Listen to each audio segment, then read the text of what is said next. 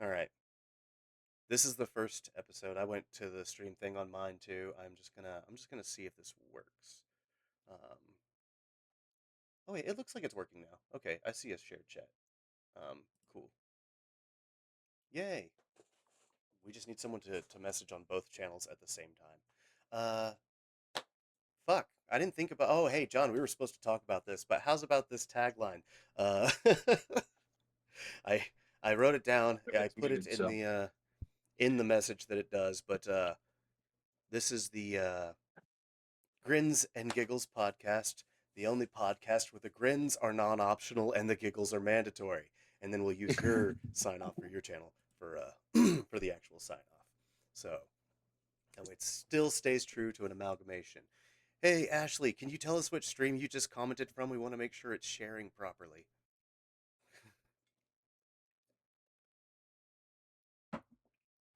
We're gonna cut out all of this. I'm muted, so nothing to worry about. Oh, you're muted? I thought you were doing your starting soon, but Oh, I stopped and went live. oh, So, hello, welcome in, guys. Hi, hi. hello. There's so tagline. All right. Yeah. The Grins and Giggles podcast, the only podcast where the grins are non-optional and the giggles are fucking mandatory. Um, Of course, of course. this is our secret endeavor that John and I have been cooking up. John from Grins and Crits and Grins. Oh, this is gonna be a fucking nightmare. And me from Crits and Giggles. David, DK, you know me. You couldn't hear DK on John's stream. Interesting. You have the Discord audio sourced on Streamlabs. Yeah, it's on. What the hell? Oh, she hears both now. Oh, okay. Psych. Been on. Okay, bet. Um, awesome. So the looks like the shared chat's working. Boy howdy, we ran into some techie difficulties, but Yeah, we there's a in there. lot. We're doing it. Um, awesome. That's better. So what what we're gonna be doing with this? John and I are GMs for our respective channels. Um, and we wanted to start a podcast that could be more of an open dialogue between players, GMs, of the like. We're going to end up having rotating guests coming on the show every week to like discuss the same not the same three topics of TTRPG energy, and really just open that dialogue between all audiences and just get everybody's. It's not about debating; it's about discussing, and that's going to be the fun Yes. part.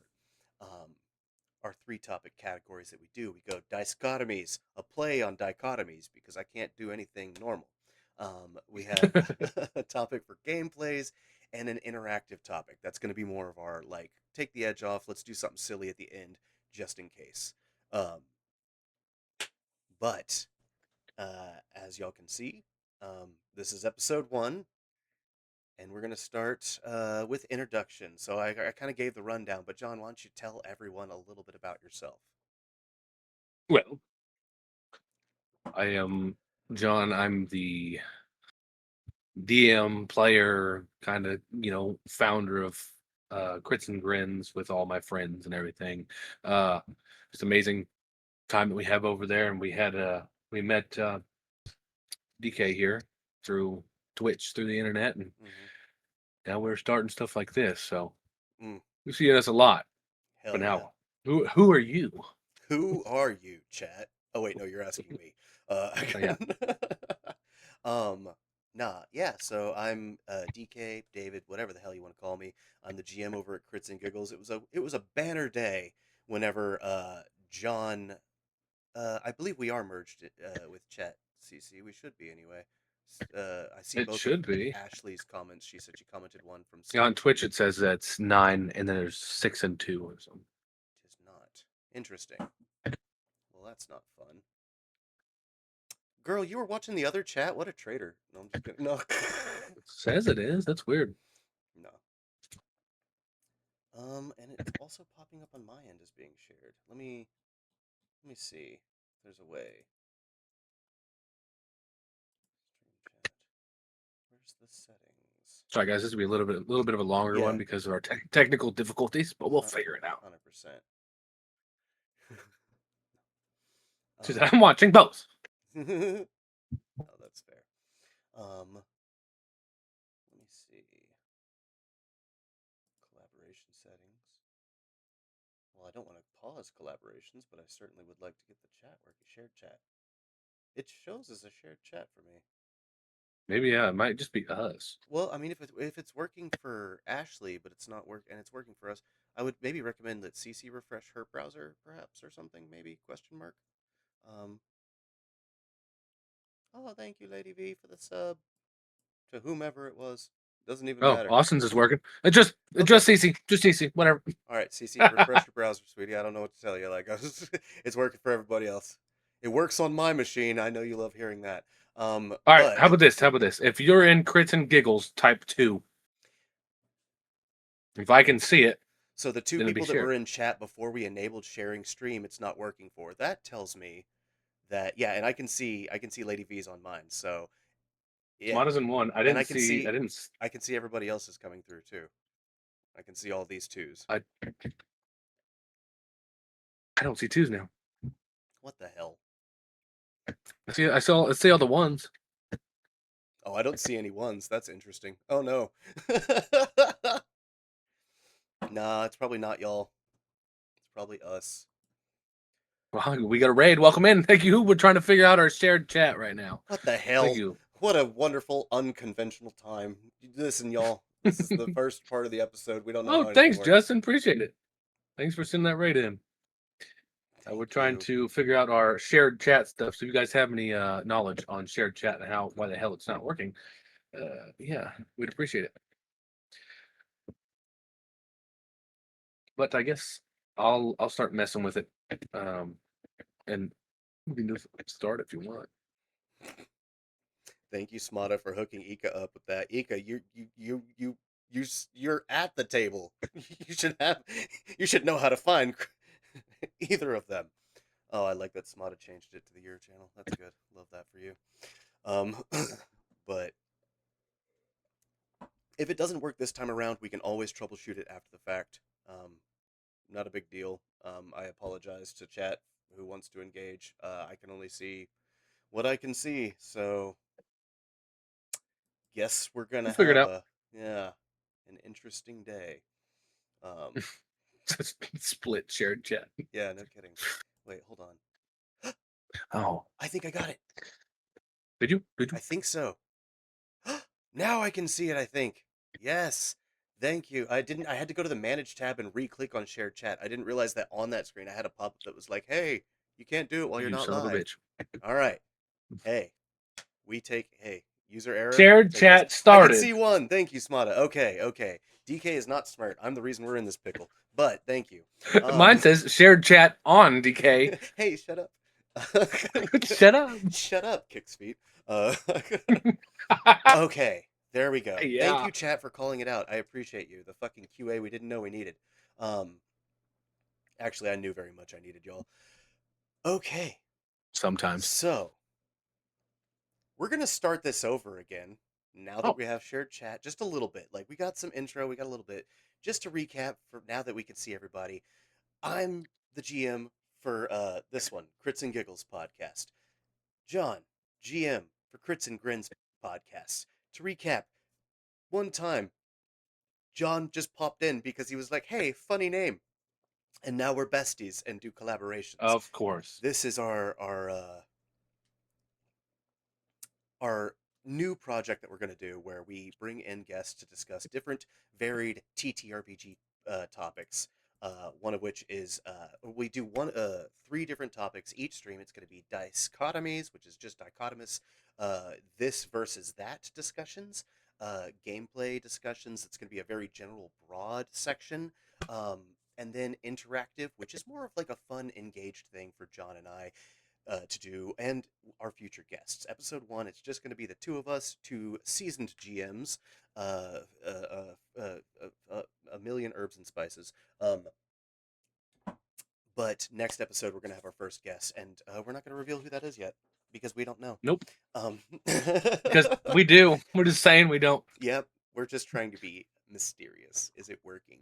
Uh, but I would love to kick things off now that we are 10 minutes in. Yes, This please. still feels kind of on schedule, so I'm fucking chilling. Yeah.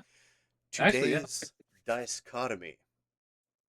we're going to be talking about railroading versus sandboxing. And Mhm, I'm just mhm. going to open the floor up and just like, I'm just going to take the wheel on this one because this is, I'm a proud railroad GM. I love a good railroad. Maybe it's the autism, but I love trains. But I'll say railroad all day. John, how do you feel about Sandbox? I don't see. I don't hate railroading. I think it's good in the aspect of you know keeping your players on track, or especially if it's a one shot, if it's something that's just like a like three shots you do. I mean, something small. But if there's a large world and you have put everything into the world and your players are pretty good at least staying on track somewhat, Yeah. I'm full sandbox. I mean, I just literally, if somebody's like, I want to go the next town over and make a bakery, I'm like, that's your game then. I mean, I don't know what to tell you. I mean, Yeah. No, totally agree with that. And I would even say that like this is what's great is it opens up a discussion. One, it's not such a heated this versus that as much as more like we can just present different opinions. yeah, So like most definitely. um with Sandbox too, like I think it really also depends on like your channel venue. So like Crits-N-Giggles, we're very much Yeah, like I'm trying to tell a beginning, middle, and end story, a 3 act arc, whether that's a 3 shot, whether it's a long form campaign, which even our long form campaign we did not realize was going to. I was trying to keep it like well, like 60 episodes tops, 40 to 60. We're on right, episode 53 next week, and we're not, we're like halfway through. So we got to figure this out. Um, but like, but that's still been on a railroad system, but it's just been tangential right, enough sandbox. So like railroaded scenes, it's like here's a scene that you're in. How do you explore that space? And I'll say, since you went ahead and defended some railroad topics, I would say that to defend Sandbox, you can kind of play Sandbox in a very like myopic lens where it's just Sandbox here. So you're in like yeah, our 3 shots would be a good one. You're in a whole mansion solving a murder. The mansion is kind of the sandbox. There is a beginning, middle, and end, but you have the freedom to explore. So, but I would say, what are the things that you do not like about? Let's start with Railroad. What do you not like about Railroad? Any bad stories? Any horror stories from bad Railroad GMs? honestly, I have more horror stories with a sandbox. Interesting. Well, no, I actually, I wouldn't say that. I think it was more of a railroad. I didn't know at the time. Mm-hmm. This was like my like eighth session ever. I didn't really know what was going on. I was just playing this like paladin guy that he was cool because he can hit hard. Hell yeah. I didn't know anything about it. Um, well, we were just doing a whole bunch of stuff and trying to figure out where this even was going. I don't even remember the module or anything that we were gonna supposed to be doing. Right. I we all were just trying to mess around, go to the taverns and go to the shops and stuff. And he was just railroading, and he eventually got angry and just killed us. Okay. Brought a some kind of gunslinger in and shot us all down. At least you didn't overreact. What the Yeah. fuck? This is like, who's the menace? I also forgot to reveal our topic, so I'm gonna put that right in the middle. Unhidden message there on our stream. I don't know, but that's actually fucking wild. Um, yeah. Oh, okay. So like in that vein, I don't know that I've had. I think the closest, like, because I'm forever GM. I have a hard time getting a Right. spot as a player, which is one of the great things that I love about meeting y'all and your channel is that it's given me opportunities to remember what it's like to be a player. Um, but Sandbox for me has been like I want to say just only like Ashley's campaign that on Wednesday the whose idea of fun. It feels sandboxy. We have a fun hub of like activities to go do based on a job board, but it sends you off. There's a whole world map. There's all these places to explore, and as a player, I'm like, that's fucking lit. Um, but I tend to struggle with hey, Cece, remember that because it's something I want to talk to you about. Sorry, looking at chat. She's gonna make a PowerPoint. I got. I need. Yeah, we're gonna talk. But with the sandbox stuff, like I struggle with having too many options. If I'm presented with so much to do, and I don't even know, like a lot of my thing is like, how do we people like myself, you're part of a party. The party wants to do this. You really don't want to do that, but there's also 18 other things you might want to do. Like Right. how big do you make your sandbox to keep it like fun and engaging? So luckily, I don't have to really worry about that. My people are super good at it. Um, but if it comes to a point, because I have had somebody that just wants to go opposite of the party. Yeah. I mean, sometimes I would let them. Sometimes I would have something that's dragging them back, just maybe off the cusp, off just a random thing that was making them come back. Um, but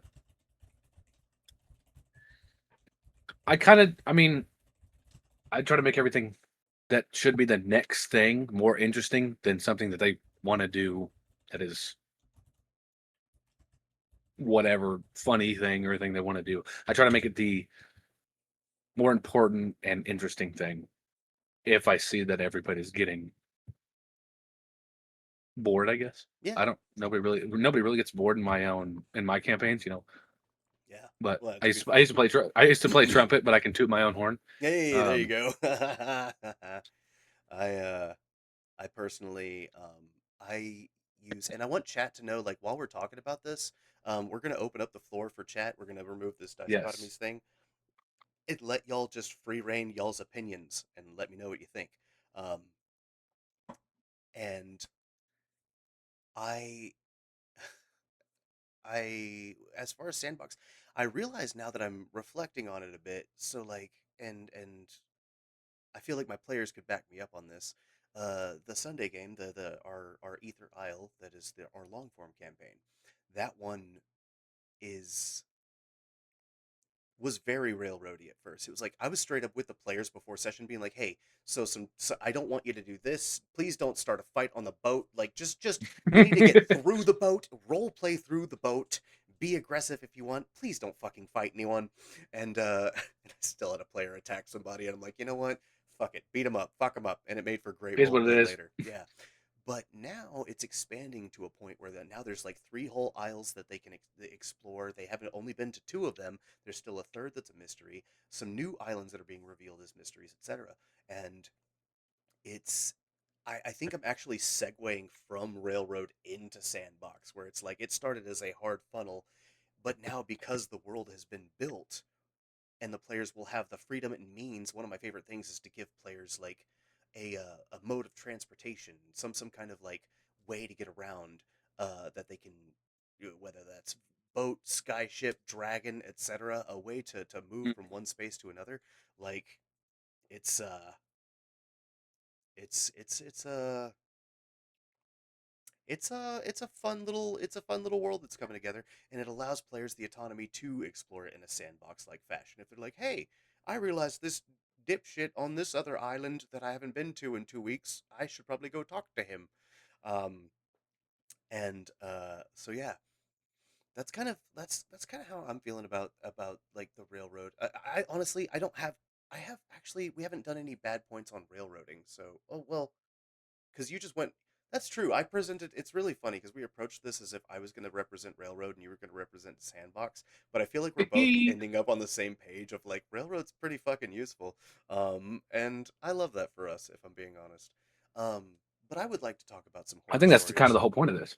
I think it is too. But I also want to bring up some cons. I love me a good pro Yeah, con list. So of course. my cons for Railroad. I've had a GM in the past And I don't even mean like, I mean functionally railroaded at this point. Like his story, clearly we were getting railroaded, but I was okay with that as a player because again, I don't want to have to deal with like 80 different choices. Um, he created an open world and he made us do the travel every time. It was like, hey, all right, you went to this town, you got information. Now you have to relay it back to the town. Cool, do the travel back to the town. Okay, after you get back to the town, they're gonna send you to back to the town that you just came from to tell somebody this. I'm like, I'm a glorified fucking messenger, and you're just throwing Yeah. combat between the encounters because you didn't prepare. We're not doing fetch quest. We're Yeah, not that's doing fetch that's quest. We're literally what it is. And then and then ooh, I'm loving what chat's popping off about. Yes, Ika, same time skips. Don't forget that because we're gonna open up chat in here in a minute. mm, But the railroady aspect was more functional, where they were like, well, so like um wizards in my world are like this, or like clerics in my world have to believe in these gods, and it's like it gives you no agency over your own character that you're like, well, I didn't know that going in. I just wanted to play a fun support I class. just wanted to play the game. I just Yeah, wanted absolutely. Yeah. But I will say that I'd say we're good to turn things over to chat. So I'm gonna pull chat up on Yeah, of my course. screen. Where the hell is it? Oh, there it is. Let's get rid of dichotomies. And then chat. Spotlight's on you. How do y'all feel about railroading versus sandbox? As players, as GMs, just let us know I'll like your display the chat perspective. box here. Yeah. If it work. Yo, Everest the goat. That's y'all don't know. I need Everest and Gary to hang out. That'd be silly. Be so silly. Pure sandbox is virtually impossible. Same with pure railroad. Yeah. Pure railroad is totally possible. That's how our three shots I work. well, However, yeah, pure railroad is literally all I do. I mean, for real, because like I said, I don't have to worry about my people. At least if you have the right people, you can. hmm So okay, these are coming in hot, and I love All this. right, all right. So Okay, Ecos is kind of said. Then we'll go to Ashley. yeah, I use Sandbox as DM.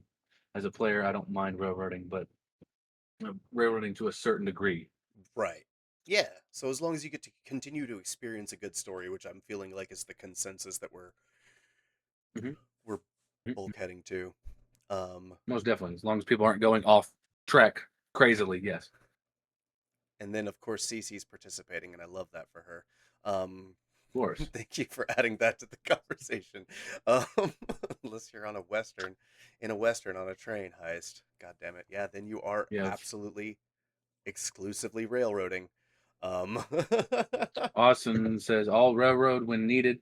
I prefer running sandboxy types because my friends are so creative. I love Exactly what that I'm as a saying. Yeah, pro. That is a very good. great pro. Yeah, very much to build on the fact of like giving the breadth to the theater of the mind, the role play, all those Hmm. scenarios. There, I've had some of my best moments. That's a great talking point because I have had some of my best moments literally just improving some shit that I didn't plan.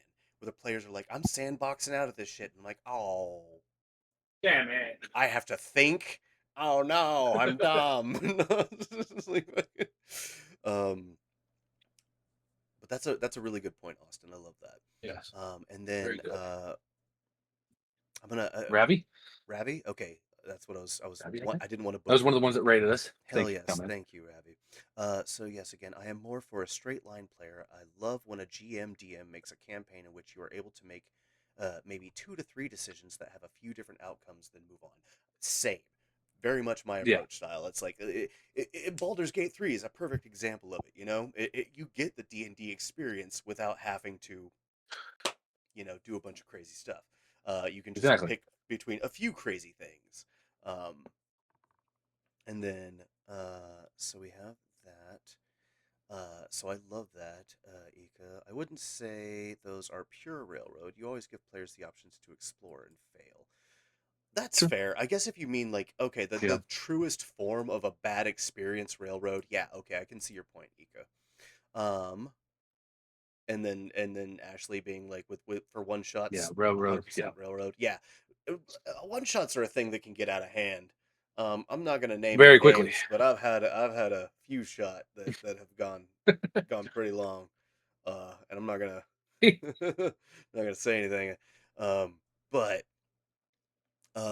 Let's see. so totally, and then or answering ethics questions.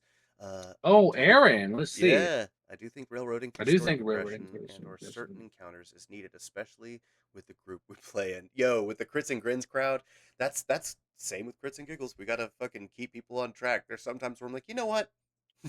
The butler ushers you out of the room. Like, fuck this, goddamn it. We gotta keep Yeah, somebody on track. yeah, for real. Somebody. Somebody. Love Not that. people. Somebody. CC And he says, knows who he is. as a DM, I prefer sandboxes if the campaign is short, so the story is more linear. I'm curious to know. So that actually breaks my brain a little bit. As a DM, I prefer sandbox-ish if the campaign is short, so the story is more linear. I feel like Railroad equates to linear a lot more. Um, I feel like if it's a story that somebody's, straight up just trying to tell their story and that's really it, then yeah, I mean that makes more of a railroad sense. But if there's somebody that is doing sandbox and making it to where like I don't know exactly the meaning of the linear that she's trying to say, but if it's like linear as in like everybody learning their stories and getting things for their backstories through the story and then finding their BBEG or whatever's going to happen, then I feel like Sandbox could be a lot better with it being multiple backstories covered at once, other than just a railroad into linear. that's fair. I don't know. No, no, no. I fucks with what you're saying, and I agree with it. Um, and to be fair, that's kind of how Ether Isles flow is. It's very it's becoming that way, at least it feels like. So that kind of makes sense. I want to get to Caleb's. If you don't mind reading that one Yeah, me out too. for me, John, I have to send a message to Yes. I hate the term railroad because when you're trying to tell this narrative story, there will be times where it feels like things are moving in a direction, leaving the world open to players being able to still make the choices they want, but have the world still fully accessible. I like a little more structure when it comes to when it comes to storytelling, but still allowing the players to make their decisions. It's well said. Yeah, yeah. No, I fucks with that too. I like it. Hold that thought. This But makes for great television is when someone texts during the podcast. But of hold on, this course, is important. um, yeah, but it's a fine balance between letting people make their own choices and how to change the world and having your story be the main focus of it. So it's a fine line of driving the story and having people be able to change the background of the entire world by their decisions. Actions. Yeah. And that's where and I'll piggyback on that because I do agree that because I see both perspectives totally. As somebody who is trying Yeah. to tell a three arc story in all of my things, sometimes you just have to get them back on track. I think it's just a matter of how you approach that. And like John's saying, it's like Hmm. you don't take away from their experience, and they get to feel like their decisions aren't predetermined. And I think that's the Yeah. biggest Yeah. thing. As long as they have that autonomy, then And it is very that's the hard. It's very tough balance. to do. Yeah, Yeah. 100%. 100%.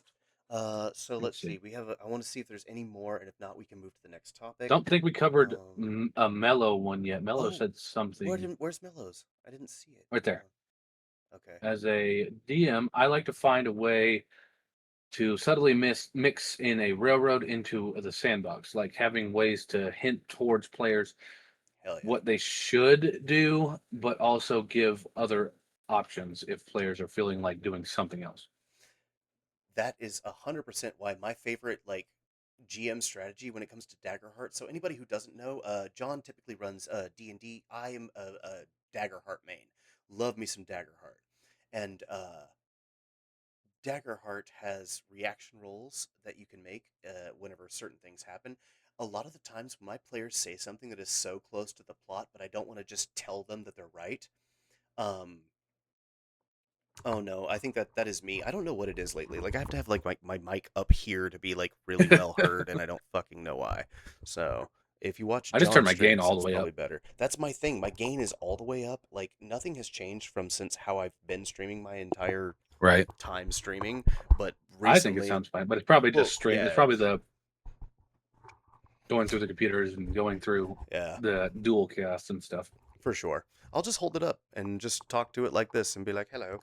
Um, Yes, yes. So, DK, your turn. Hello, your turn. Yes, well, so you see, the thing is that sometimes I'm a GM for a channel, and it's delightful. And then I go home and I take a nap. Very nice. Of The course. end. No, but What seriously. else? What else would you do? But seriously, what was it? Who's the thing? What's the deal? Mellows, Railroad should. Oh, so the what I love to do, it's my favorite like homebrew, not even homebrew, it's just a GM choice that I love to make in Daggerheart settings specifically, and anybody can do this. You can totally do this in D&D just as well. But when the players say something that is so close to the plot, I'm like they're such a smart fucking player. I need to Hmm. reward that thought process. I'll be like, "Hey, make me an instinct reaction roll."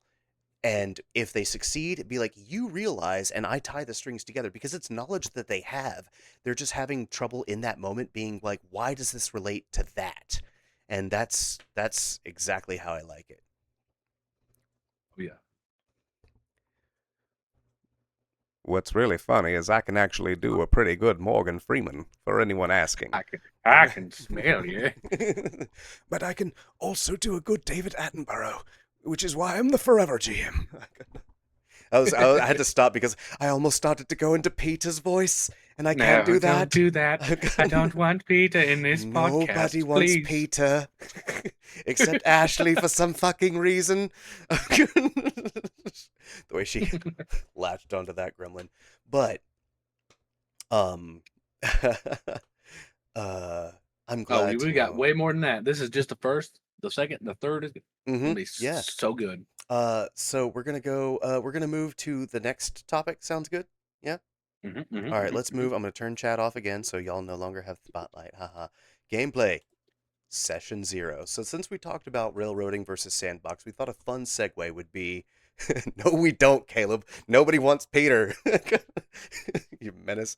Um, and then oh, I'm sorry, Cece. I want to give shout out because I know you put work into this. She said, "I do like using puzzles and Yep, give clues to back. keep players engaged in the story. It keeps them on the right track, but without me having to insist they go to certain places. And I like the option of them doing things in whatever order." And see, that's exactly why we co-GM things is because I'm ass at puzzles, which is why I don't use that strategy because it's a fucking dope strategy. It's a great strategy, sure is. I'm more of like a hey, how do you want to act this out?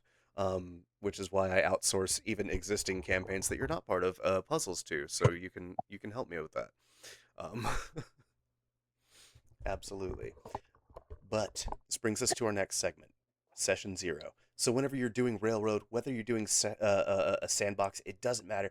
Session 0 is such a pivotal thing. It's very important to me personally. I'm a big fan of session zeros. How do you feel about them, John? I like session zeros. It really gives the DM the power to know what they should cover, what the main thing your character wants, read the backstory, figure something out. Can also be a great spot for your players to link up somehow Mhm. if that's something you would allow. Have something for them to, I don't know, find out whether they could bond over. Right. Actually, to be fair, a good thing too we could talk about is session 0 versus like a one shot or a three shot versus a long form campaign. Does that look different for you? I know it looks different for me, but Session zero in either a one shot or doing like long forms. yeah. I don't really do any session zeros. I kind of just like I don't do them in one shots or short things. I kind of just do those just in long forms because I'll give them, a little bit of backstory about where they're at sometimes. Sometimes it's just like make a character, we'll play something fun. But usually I only do session zeros in long forms. That's fair. I was gonna say I've been to some of your one shots and I don't remember a session zero. I do them for every fucking thing. Uh, I love the opportunity to, and I see you chat popping off. My ADHD will not let me recognize each thing, so y'all keep doing that. Remember all the Yeah. things you said if they're pertinent to the Yeah, topics, please and we're hold gonna them. Just open up copy chat. it and then paste it Just whenever we open copy it. paste. I'm not mad at it. So for me, session zero is the perfect way. It won my main purpose for session zero as the fucking stickler for being on time and like troubleshooting and QA that I am. Is technical difficulties. It's like making sure Roll20 is working, making sure that your dice work online, making sure that we have everything set up. And then after that, I'm like, so who the fuck are you? It's introduction time. Everybody get to know each other unless it's a mystery and nobody knows each other. There's things like what I love about session zero, even for one shots, even for three shots, like we do our little side quest three shots, is it gives everybody an opportunity to think outside the box and go like, how do we know each other? Why do we know each other? One of my least favorite things, and no disrespect to anybody who does it, but as a GM, it's my least favorite because I'm trying to cultivate an intentionally organic experience whenever I'm creating these, specifically the three shots. Um, Players that come to the table with a character ready. Before they know the plot, before they know the setting, they're like, hey, I have a thing I want to try out. Not my favorite, Mhm. because then it takes away from the possibilities. If you have that set in stone, you might hear something at the table that goes, hey, that we would make great siblings. Me and Caleb is a great example of this for Ashley's campaign. We both wanted to. Originally, I was going to play a druid, and he was like, "Oh, I was going to play a druid," and I was like, "I was going to be a grung," and he was like thinking about doing the same thing. I'm like, "Brothers?" Question mark. And having those opportunities to create those in game. And granted, my boy, he ended up not a druid, which I'm loving pugilist. But that's a topic for a different day.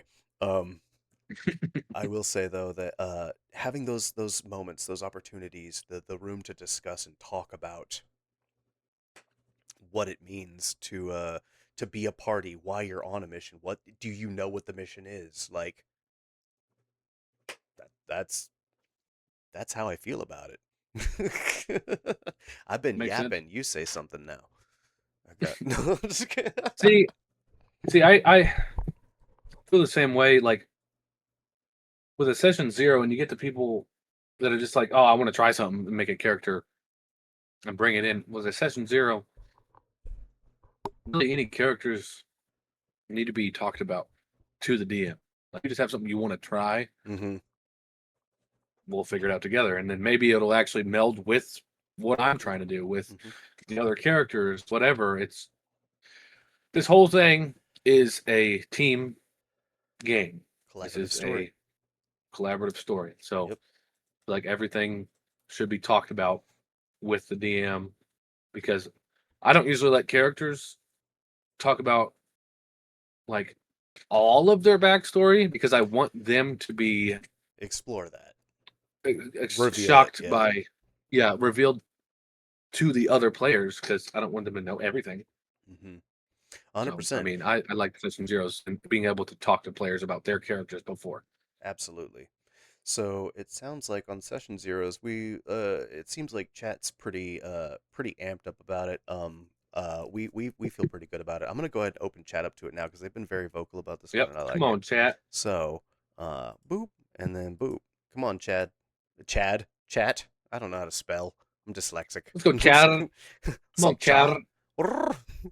uh, so Cece says, I always like to make sure I balance my character based on what the party doesn't have yet, unless I'm super set on a concept. I am the same fucking way. I'm like, how do I round out the party? Oh, it's a bunch of spellcasters and a fighter. Okay, then I have to be the cleric, right? Like then somebody needs support.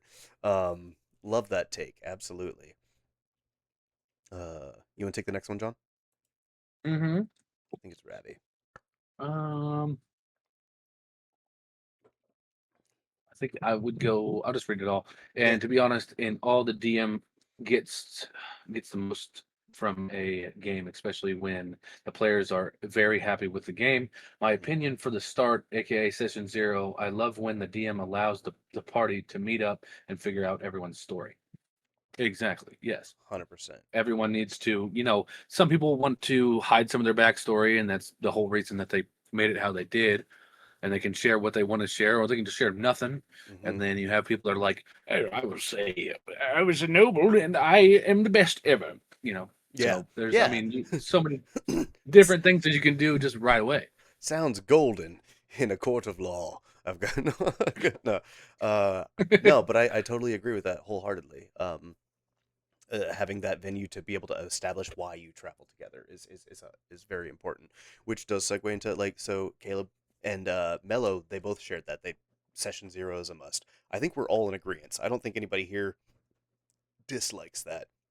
I'm super keen to read Ashley's, and because Caleb's was so brief, I'm going to steal that one too because I like reading big paragraphs.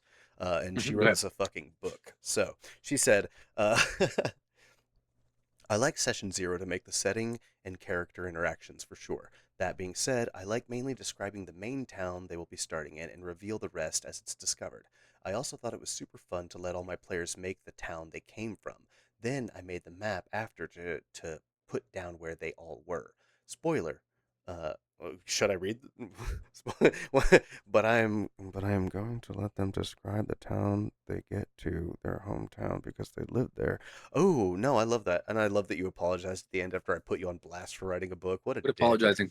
No, it's okay. You can apologize if you want to, but you don't have to. None of us need that. Just stop. I will say, um, one of my favorite things, that's something that Daggerheart Critical Role was doing whenever they were doing their Daggerheart stuff. Like the very first one shot that they did, it turned into a few shot, like a 3 shot or something like that. But they did it. They put a map out, and it was like, hey, where are you from? Mark it on the map and like do this, and it does make for such better world building. I actually really really love that as a player at this exact table that Ashley's talking about. Being able to come up with our little clutch and our frog village and shit. Like it just it helps if your collaborative story can't host a bevy of ideas like that, well, then is it really even an open world? Um, love that. Yeah, we'll go to Ika, I think, is uh, next. yes. I Mm, love figuring out my character's personality during session 0 and how they're going to mesh with the other characters. Exactly what we were kind of establishing, like being able to reveal what other characters want to tell, and seeing how how everyone could go together. And even if like there's people that don't meld, how can they down the road, like somebody that's totally different from this person, mm-hmm. how can they mesh later? Right? That's definitely a good point. Yeah, no, valid. And especially when it comes to like figuring out your character. Like if you find out you're in a fucking troop full of bards and you're like, oh god, we need one voice of reason. I was coming in with this eclectic goofball that was like cross-eyed and has a lisp, but instead I guess I have to be the fucking smart one because we need one brain cell among the group. That's a really good point, Ika. I appreciate you bringing that one up. That's a good one. Austin, session zeros are important for actually developing characters, identifying links, and potential friction. Love this already, and I haven't finished reading it. Conveying what the setting is actually like and finding out from players what they're looking for in a game so they have fun. Yeah, 100% functionally. Like that's what I'm talking about. Get to the functional meat and potatoes of a session 0. It's fun Mhm. for all of these other things, and they're all great points. But that is a point that I've even glossed over in some of my session zeros. But really, just defining what the vibe is. Can people get along? Will their characters get along? One of my things is like players that play edgy characters that like just want to be dicks to everybody and just making an unfun time at the table. And it's like, okay, well, this isn't fun for anyone. Can you lighten the fuck up and like have some character development into like a more Yeah. collaborative space that's fun to play with? So yeah, and then just identifying the links, developing the character, potential friction, all that stuff. Um, John, you want to take the next one from Cece? Yeah, Cece says, Something that is super important for me in long form campaigns is, well, in session 0 is talking about any potential triggers so that people can be aware, and if someone has something they are sensitive to, they can plan for what to do if the topic comes up. Love Of course, that. yeah, it's a Yeah. definitely a good point to cover. Yeah, it's a really good point to cover because I even have like ones that I have that I forget to share with my party, and I'm like, uh-oh, I have made a mistake. I am letting this slide, and I need to. You talk about a railroad. Watch me fucking veer you off that path. I'm like, nope. Instead, this is happening. Anyways, change of subject. Incidentally, if you're a player at my table and that happens, that's because I'm aware that you're actually like that there's a trigger that exists, and I'm moving you away from that. So if I am, try not to fight me on it. That said, yeah, that's a great point. It's always important for everyone to feel safe at the table, and the more you know how everyone is on the same page, you can write a better story. Like when you're not violating each other's rules, it's so much better. Um, then we got Mellow. I know some people who do a mini encounter during session 0 that players can test out their build, then modify it if they don't like. Ooh, I like that. I haven't done It's a that. great idea. I Hmm. I like that just for the modifying build aspect, like as just I a do, I do I do want to say, you guys kind of do that when you do your introductions the to Daggerheart. orientations. Yeah, Yeah. that's fair. That So, is fair, actually. Yeah, it's like a pre-buffer. So Crits-N-Giggles, yeah. thanks to the brilliant Cece, who has written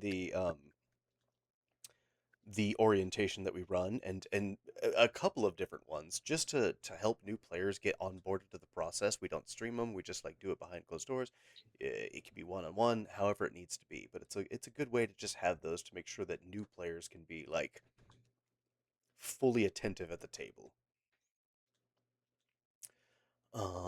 Let's see. We have so Aaron, do you want to read Aaron's? Errands. Yeah. Yeah. I like session 0 to see all the players get to explain their characters in their own way, and the DM gets a chance to finally share the world they have been working so hard on. Really feel the imagination and the creativity in the room. Yeah, that's one of the main things. Yeah, I mean, that's one of my main things I like about session 0. Everybody be able Mhm. to see what they have with their characters and how they can fit into the world, and then the DM's able to be like, "Oh, you're in this town. It looks like this, and you guys are from somewhere far off or somewhere close, or maybe in this town or in this city." Mhm. That's kind of like the basis. It's kind of the basis of the game itself. Yeah. No, I love that. I love it so much, and I feel like that's a pretty good stopping point for this one. Mm-hmm. Aaron knows ball. Yes, he does. Which has me to going to the next bit. I'm gonna turn chat off. We're gonna do the interactive game, which will be Mm-hmm. TTRPG. Never have I ever. It's Um, gonna be good. so instead of having to think of them on the fly, John and I have a table of 100 items, all related to TTRPGs, and I think we're gonna open chat up so they can participate with this. John, are you drinking? I need one. Okay, I'm probably gonna go get another one too. I'll let chat. We'll just leave chat alone. Let's go Yeah, grab we'll chat drinks. on. You guys chat. Yeah. Okay. So we know it's never have I ever. Chat. No, You have the Peter. spotlight. You bring Peter back. We're gonna go grab No, Peter. drinks. What I would really like to tell chat is you are not inclined to participate in this. This is between John and I, and it'll be a 15-minute segment, so nobody's damaging their livers tonight. However, um, if you want to play along, drink water. It's just as fun. We'll be right back. Everyone just stand there. What if we get raided? Wouldn't that suck? Oh my god, we're gonna get raided.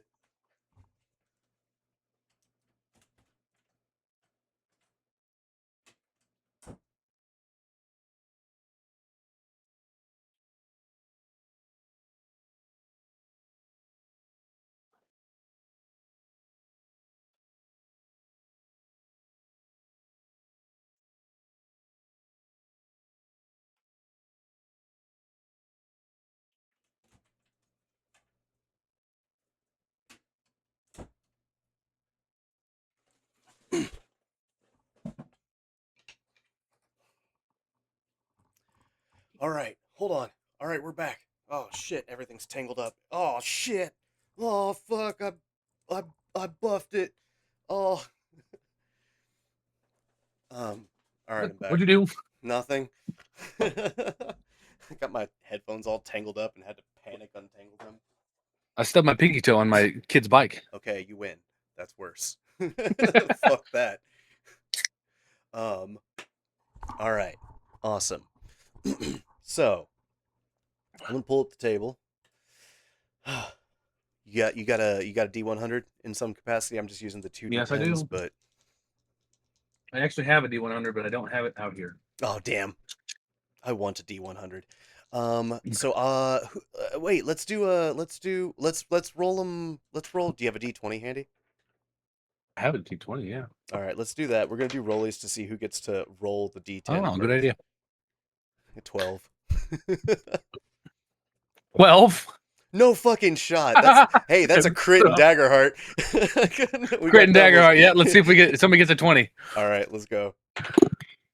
I did not get a 20. I got a 9. I got a 13. Okay, all right. So you go first. Go ahead and make the first roll. Tell me what you got. 96. Wow. All right, Okay. 96. We're going high. Damn. All right. So the way this starting works high. for anyone who has never played the game, and if I get it wrong, let me know. It's never have I ever insert scenario. If you've done it, you have to take a drink. Cool? All right, cool. 96. Oh. Never have I ever pretended something was planned all along. Absolutely drinking for that one. Yep. No, of course. All right, so tell me, what's yours? What was your plan thing? Unless you want me to go first, but You go first because I'm trying to. oh, these are actually from varied perspectives. CC, they're from players, they're from GMs. It's a list of 100 items, so they cover kind of the spectrum. But because we're so I think most recently my favorite thing has been the 3-shot that I had planned for it was the My Hero Arcade Mania, the ones with there was 80s nostalgia, like those 80s fantasy movies that were just like crazy. As you the players got sucked into an arcade video game cabinet. They had to go through the story, and then when they interacted and broke the fourth wall with the NPCs in the game, they started to glitch and bug out. And it was all like, oh shit, we can't talk, we can't break the fourth wall, we'll break this world, it's not good. Then, um, then in the last episode, they were talking to, they had escaped, they got out, and they started talking to someone about things and noticing that they started glitching out, realizing that the players themselves were part of a larger simulation that was playing a simulation. That was something I thought of earlier that workday, where I was like, it would be a really cool idea. And I just fucking winged it, and it was probably the best improv that I ever had that had like actual narrative beats. It was so good. Hold on, I've got you. No, we don't do that here. Hold on. Let's there. Hold on, we don't do ads. Yeah. You don't Very get nice. ads. Let me fix that. There we go. Now no ads. All right, awesome. So, that said, that was my favorite moment of I didn't plan this at all. Like, no. Yeah, that's pretty good. Aaron, are you still here? Aaron, are you in here? Yeah. Well, so this is one of the like more prouder moments I have as a DM because of how I dealt with it. The thing that I kind of pretended was that was planned was Aaron's character dying after he got turned into a lycanthrope. Shit. I didn't, say I planned one of the other characters cutting his head off, but it That's was rough, buddy. that he was going to pass, right? It's the only reason I say that I planned it is because the way that I handled it, I had him actually, he was a paladin, so he talked to his god, and his god was um oh, was Cord. Hmm. His god then told him to choose between his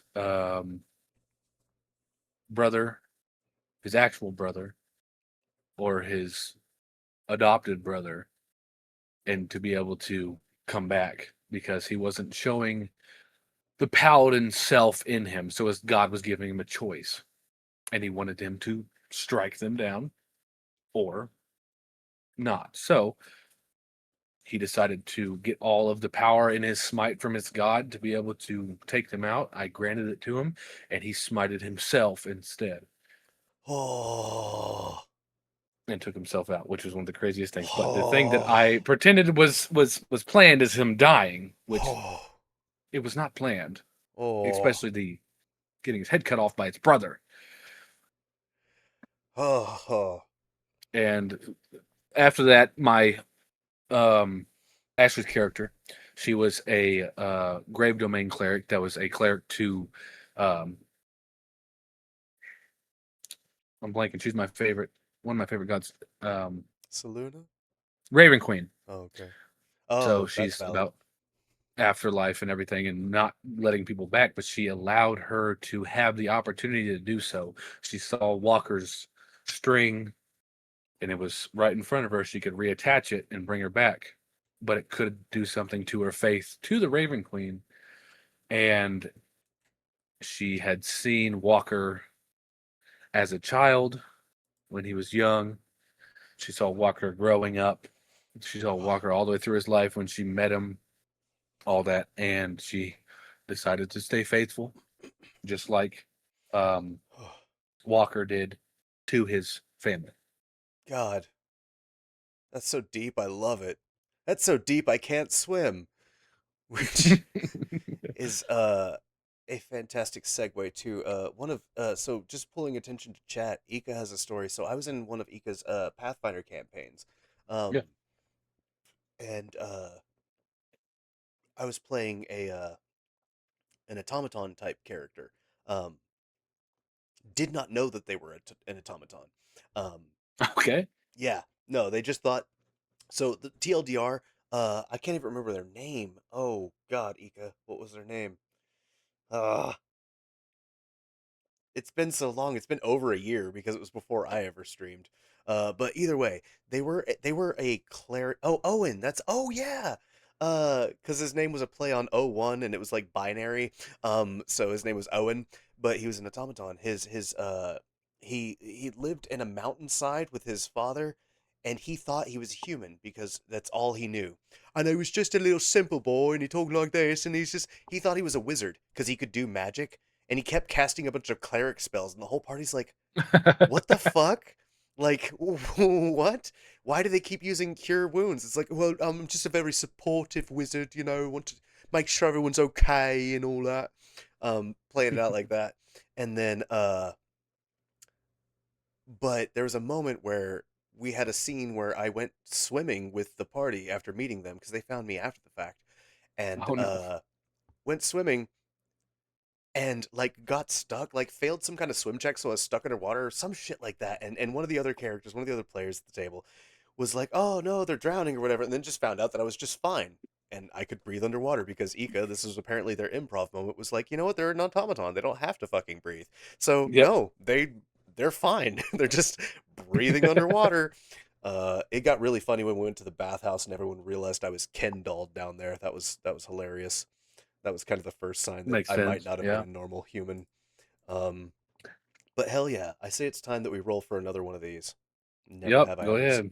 Oh, come on. 65. That's gonna be. Ooh, do you want to read that one? Never have I ever realized an hour later that we skipped a major mechanic. So, just forgetting. I'm trying to think because I feel like I've done this. I feel like I have the fucking slippery memory of like a goldfish that I don't know if it's really anything I can fully go back on, but I know there's times where it's like, oh, there was a big battle, but this didn't happen, and this could have changed a lot. So I guess, yeah. You know, I will say, I'm gonna take a drink because I know I have 100% like forgotten some player mechanics, like, or that they had advantage, or that like things that I Oh gave them yeah. where it's like, you have advantage, you have advantage. I'm the Oprah of advantage. I don't give a fuck. Look under your seat. Everyone has advantage. Roll twice. Who Yeah, cares? roll twice. I let people stack advantage on my shit. I'm just like, you got more advantage? 2d6. Fuck it. Um uh I definitely think our chat advantage and advantage stacking like inspirations and stuff is enough for me. Ooh, chat with the layer actions. That's totally valid. But also, hold the fuck up. Mello, do you want to talk? Forgetting that everyone in the party was naked and then people just deciding it wasn't a thing. This is fucking wild. You know what? Actually, instead, retcon that. Everyone had clothes. Fuck it. It's just, hell yeah. Well, fuck it. That was a quick one. That was easy. Yeah. Feywild shit indeed. Actually, I remember that episode. Well, I Wild remember shit hearing about indeed. that episode. I wasn't tuned in for it, I don't think. Oh, But yeah, go ahead and roll another one. Let's keep them coming. See what we Rapid got. fire What we these. got? Hell yeah. 95. God damn. Okay. Ooh. Wish I was teleporting right now. Okay, so this one definitely I need the contexts because never have I ever forgotten concentration. In what content? As a player, as a I, GM. I think it's both. I mean, just on spells and Yeah, stuff, I that's fair. guess. Okay, So then I I'm absolutely definitely agree. I'm a wizard. I'm a wizard main. So Yep, nope, I definitely that's have. I do it a lot, and I'm like, oh, I want to cast this concentration spell, and I'm like, wait, no, I don't because that one's gone. Yeah. yeah, no, you want to know where I do it the most, and I get so fucking pissed about it. But they fixed it in one of the recent patches, not recent patches because they haven't patched in a while. Baldur's Gate 3. Um, as many times as I've cast haste on something or something that requires some concentration and then forgotten, I've cast it on myself, cast another spell, and like, oh, so all I effectively did was exhaust myself for my turn. Fucking love that for me. That's great. Hell yeah. Now they have a pop up that's just like, hey, this is gonna get rid of your concentration. You fucking Are you sure? sure? That fucking Yeah, I definitely Daggerheart have. does fix this shit. Goddamn, CC, way to fucking plug the product. Daggerheart fixes the hell out of that because you don't have to concentrate on shit. Mages get to do whatever the fuck they want for nearly no cost. I don't understand it. As a GM, I have such a hard time dealing with magic casters because what? Such a fucking problem. I have to I spend one always hope forget and I get to concentration. kill God, and I'm like, okay, we need just hell yeah. Makes sense. Mm. All right, let's do another one. Ooh, that's a 13, lucky number 13. Ooh, See. this is unfair. As GMs, this kind of sets us up for failure, doesn't it? Do you want to read that one?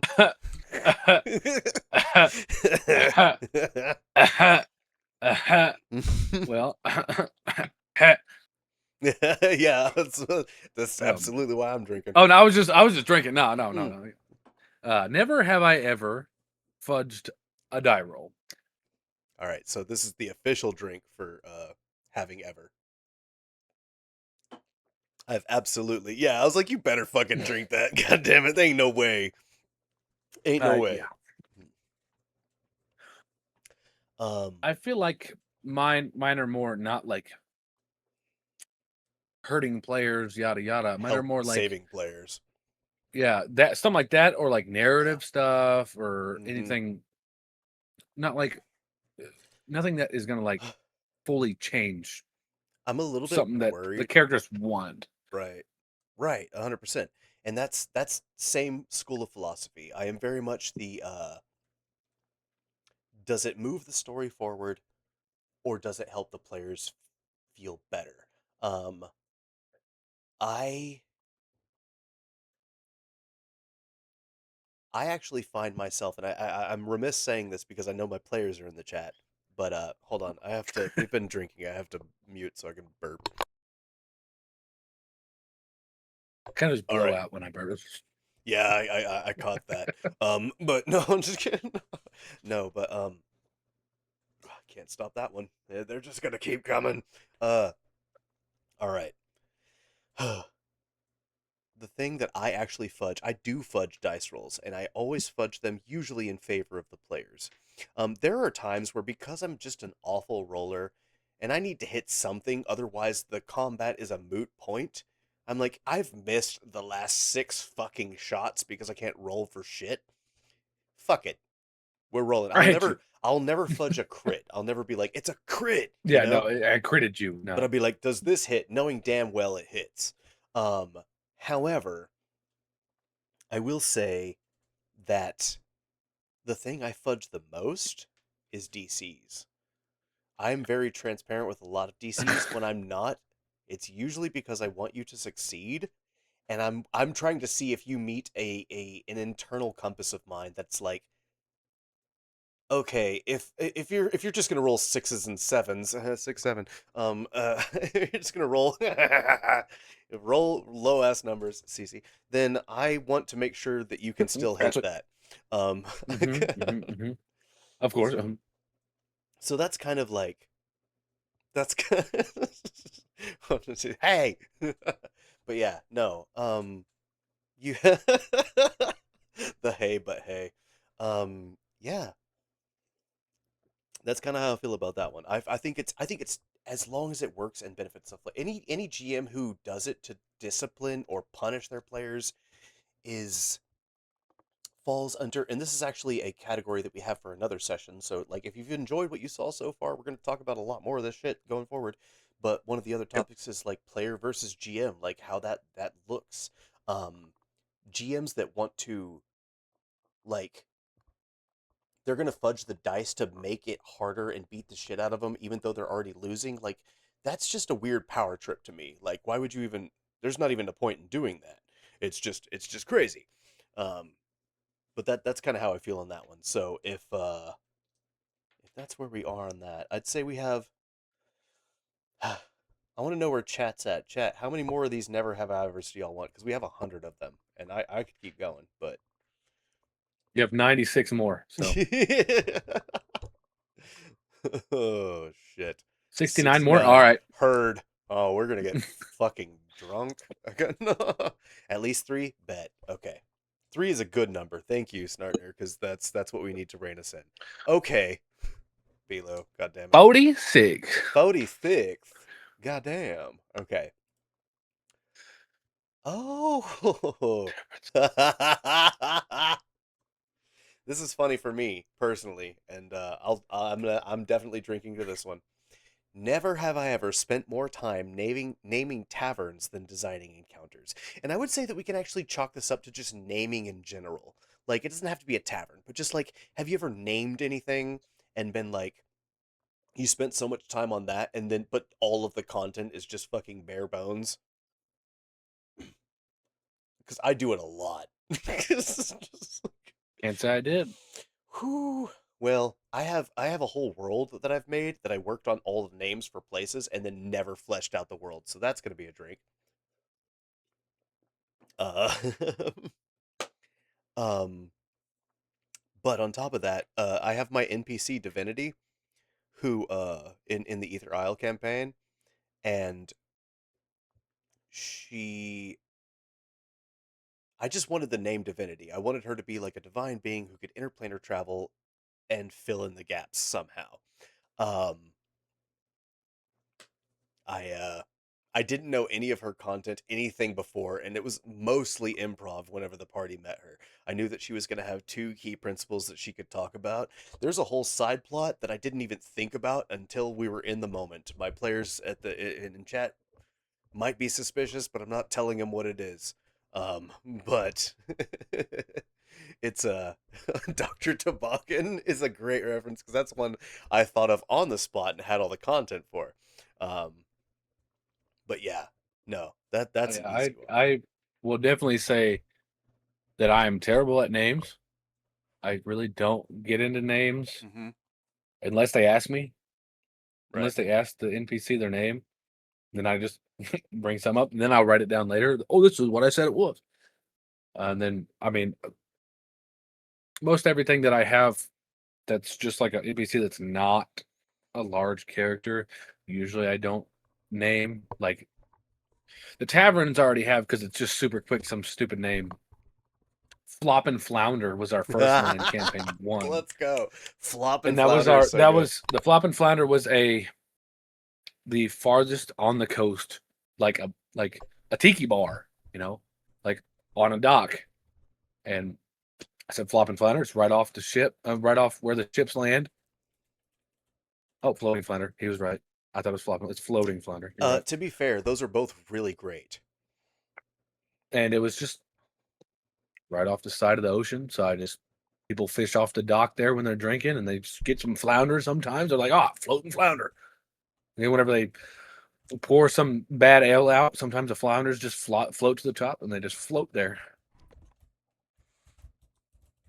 So yeah, I mean, I just kind of give it more of around where it is, and then name it. And if somebody asks me, I'll give them the name if it's like an NPC. But my sessions are the main everything. What's gonna happen? So yeah, to that end, like I very much can feel the same way. There's a lot of times where, well, I really want to read Caleb's because it looks like some content. So Caleb made 13 different shops with owner names and descriptions, what the name of the shop is, what types of info and side quests that might be found from each, and the party is getting ready to leave the town and have visited one of them, and it was just for a couple of minutes, and then haven't been to any of the others. What's really funny is there's actually a never have I ever in here that I saw that was very, very tangential to that, where it's like, did you plan an entire thing that your party like skipped or whatever? So we'll see if we can roll that on our next one. Who's I need to chug this or what? Like, right? No shit. So you rolled the last one? You got the 46? Yep. All right. 72. You reading 72, Hollis? 72. Yeah. Oh my god. That's fucking crazy. Yeah. Never ever moved an encounter because the party missed it. Ooh. That's I need to know. So I have a thing that's going to count. So you know what? I'm gonna drink for this because. Well, do you have one first, John? Because I Yeah, have mine are one. more or less because it's a story-driven encounter. It's something that can tell them what is going to be in the next place they're going, or something that is important. So that's really the only times I've moved them. Sometimes they have missed some that are just like, if you go by the forest, you can run into some wolves. You can run into some corrupted tree people, something like that. But if there's something that's really, really important that they should see what these encounters are, I have moved it before. Okay, love that. Mine has been very recently explored. So there was this dope ass encounter.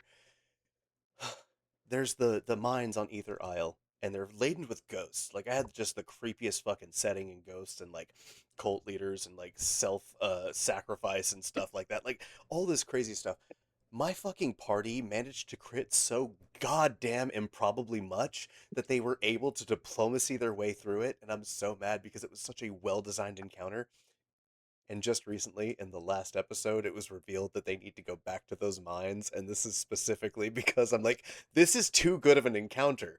You guys deserve to fight this fight. Granted, y'all were 2 levels lower before, so I need to go and scale everything up a bit to make it a challenge again. Otherwise, you're going to beat the fuck out of these ghosts. But, yes, you're going back to the mines, Ika. Spoiler alert. No, CC, it's not gonna be fine as is. No, we gotta scale that up. Those are rookie numbers. Y'all are level. I don't even fucking know anymore, but y'all are too strong. Um, all right. So that's a good one for that. I also had Ika had a point in here that I wanted to call out. Ika said that they heard about I this from yearn a for the GM. mines. I yearn for the mines. Fuck Rock yeah. and stone. Yes, rock and stone. Diggy Hi, hole. Jamie. Go ahead. Take What it do easy. you have? Um, Oh wait, I thought somebody was leaving. I thought you said bye. So No, Jamie said hi. oh hi. Okay. That's Aaron's Also hi. fiance. Oh, we love. Okay, where's Ika's thing? So I heard about this from GM advice that you should do this. So I actually love that. I like that you heard that. I will say that there is something I typically overplan for everything. The amount of cut content, especially like Cece can vouch for this. Anytime that we work on like a co-GM thing together, we create so much extra stuff just in case the players aren't engaged and we can use it to fill that time slot. But otherwise, we have a vault of cut content. And oh, single step gaming is rating with Ooh, 10. Let's yeah. There go. you go. Hell yeah. Hell yeah. Welcome in, guys. I love that because we're running November, and John's gonna be a part of that table. We're running their fucking homebrew module for like combat vehicles, which is gonna be Yep. the craziest shit. We are going to it's gonna be like Twisted Metal meets fucking Oh Mad my Max. god, I love It's gonna Twisted. be He said so good. he said Twisted Metal whenever he was like, "Well, I'm doing something with Twisted Metal and like Mad Max." I'm like, Sold. "I'm already in. Like I'm already in." You said Twisted Metal. That was my favorite PS1 all game. all with a Done. 70s aesthetic. Like all these vehicles are like from the 70s. They're going to do 80s, 90s, and further expansions. I think they have an thank you, CC, for the shout out. Highway 75 module, thank you so much. And that's where the other ones come out. There's Highway 85, 95, which are adjacent to the decades they're coming out. Going to be super fucking lit. Cannot wait to run that shit. It's going to be so silly. uh I'm silly, and it's gonna be a fucking time. Y'all just Yes, talked we to are. We are in the Grins and Giggles podcast. This is Crits and Grins and Crits and Giggles. We are making a podcast now. We're going to put it on everything. We're doing it streaming on Crits and Giggles and Crits and Grins together. dual Just stream. doing the dual stream thing on Twitch. Definitely check us out. It's Tuesdays, Hell and yeah. we stream it and we post it on which I want to do YouTube, podcast, and Spotify. So Hell it'll be yeah. great. Absolutely love that. Um, but yeah, y'all joined us in the middle of the so we usually do three topics. We're on our third topic, so we have three topics. The first one is dichotomies, dichotomy between this or that. We already discussed railroading versus sandbox. Our second topic is general gameplay stuff. We went over session zeros. Now we're in our interactive topic, and you can tell by my slurring that we've been playing Never Have I Ever, TTRPG edition, and it has been it's been a thing. What were we just talking about? Oh, never have I ever moved an encounter because the party missed it. So we had to burp. Just everybody mute your microphones. I am not plastered, girl. I am way too European to be plastered right now. Okay, like I'm not. um, I'm doing fine. I'm doing good, sweaty. Mhm. But that said, uh, never have I ever moved an encounter because the party missed it. We have definitely had to drink for that. And I believe you're up to roll next, sir. Yep. Let's do it. Okay. Close, but it was 66. Oh, we could have had 6-7. Uh, oh, fun fact. I think what I heard is if you eat 40 pounds of chocolate, it can emulate the same dopamine levels of falling in love. That's a thing I heard back like decades ago, so it's probably not true science. Um, that's just in response to Caleb's thing about getting chocolate wasted. When have I 66. ever- Um, this I think we'll have one more after this. I want to do one more after this. Uh, It's fine. Never have I ever forgotten to reveal a major piece of information until after the session ended. This is fucking uncanny. So I'll just drink.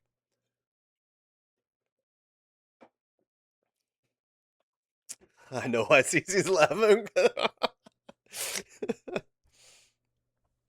I don't know. I don't know if I can. Oh, I definitely. So this is literally the last session had to start. Full disclosure, like I reached out to one of my players and I was like, "Hey, You can literally just did this. yes, this is like literally the session before last session. I was like, "Oh, y'all succeeded all the checks. I was supposed to give you a huge piece. This is literally, I needed to give them the piece of information that pushed them back into the mines that allowed us to do that second encounter that I wanted to try to challenge them with.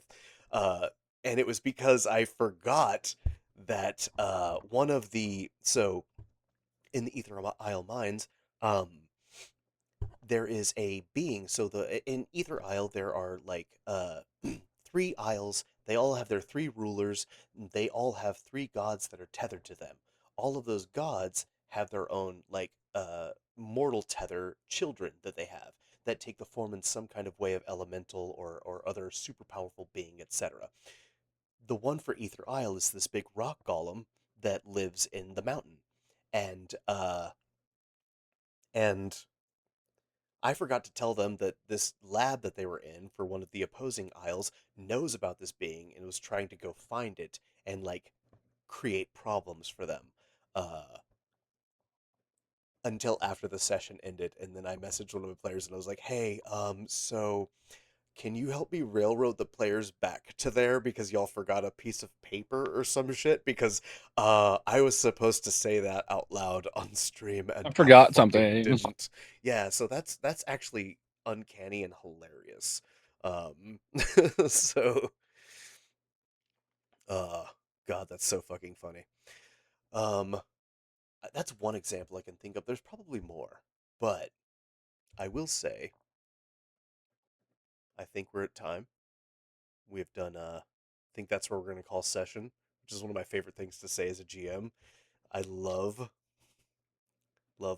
hearing shut CC stop.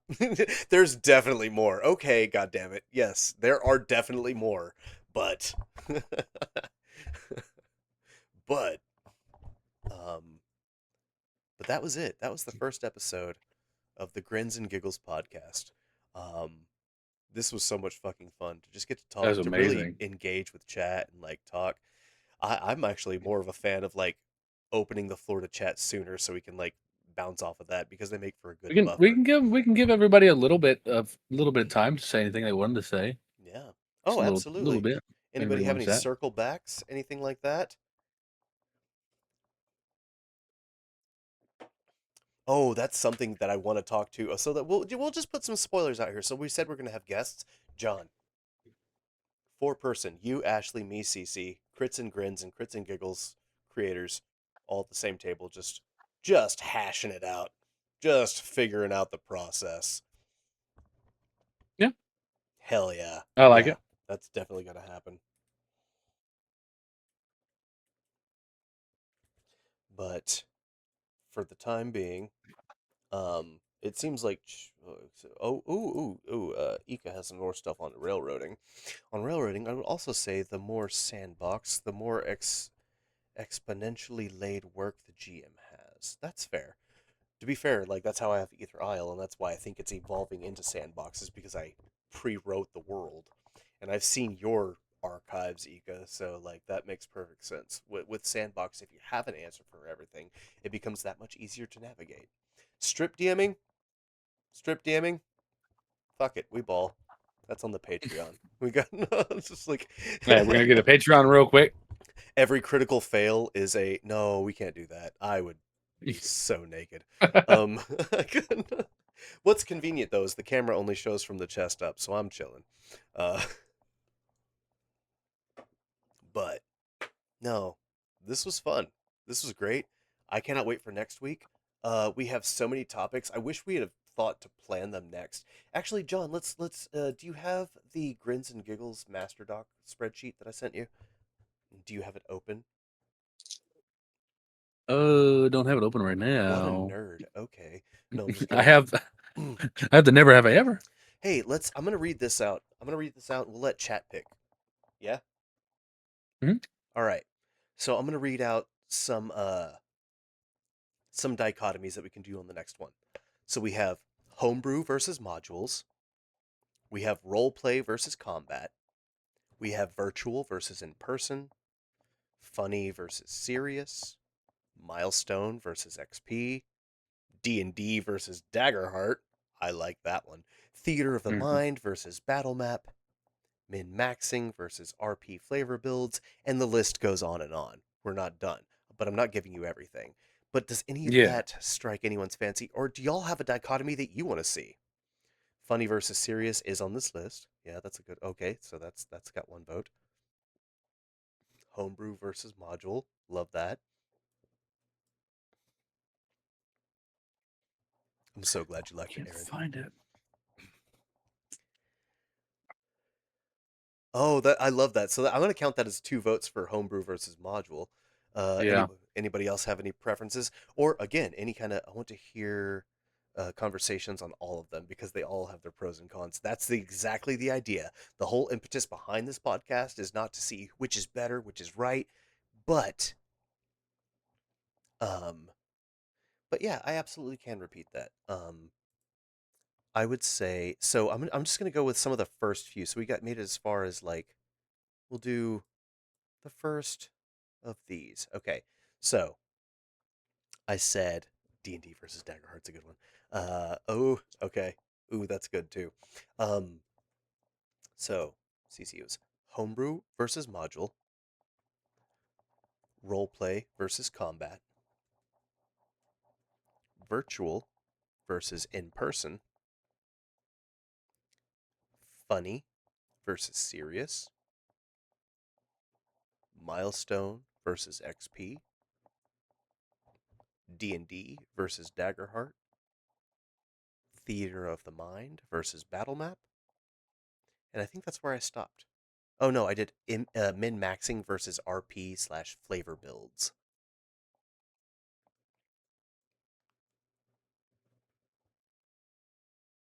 Boxers versus briefs. Briefs. Crazy. Oh, look at Cece being the fucking overachiever. Look at God damn it. you. Look Hermione, at you. Hermione Granger in the chat, y'all. Got the notes for everybody. There you go. So if you need to know the dichotomies, and that's exactly, I read them at a cadence I knew you could type. So top versus bottom. ¿Por qué no los dos? Coward. No, I'm just kidding. No.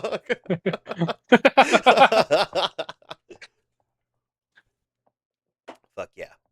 Well, but that's the show. We'll be back next time. We will not tell you what the gameplay topics are. Roleplay versus combat. That's all, folks. And then we'll have a new interactive. We'll have a lot of stuff. Oh, we're gonna have our first guest next episode too, so that's gonna be fun. Anybody who is interested in the guest, and if CC, if you have this primed, we have the Crits-N-Giggles Discord. If you want to join that, thank you, Cece. You can sign up for our 3 shots. We have those as open enrollment. It's not first come first serve. We pick everybody based on what they bring to the group. But if you want to try Daggerheart, you want to try our silly, crazy, fun uncle GM style that I encompass, come check us out. But also, you might have a spot in this. We like to have. We want to have GMs. We want to have players. Both. We want to have all those perspectives represented. So yeah, with that, I think that's about all we got. So until next Tuesday around the same time, we'll probably be a little bit more now that we know how to do the shit. Yeah, there's Closer not to technical difficulties and yeah, things. yeah. And to Cece's point, yes, we absolutely. If you're trepidatious about learning Daggerheart, we have a whole module on how to teach you how to play it. So, with that said, I think this is a great first episode, all things considered. And John, it was quite the pleasure. Quite the pleasure Of indeed. course, Indeed. always. Yes, always, always. Awesome. Can't wait to So? have some of y'all on here. And John, if you want to take it away. If you need a grin or a giggle, you know where to tune in. And we'll see you again. Bye-bye. Bye-bye. All right, I'm going to stop streaming now.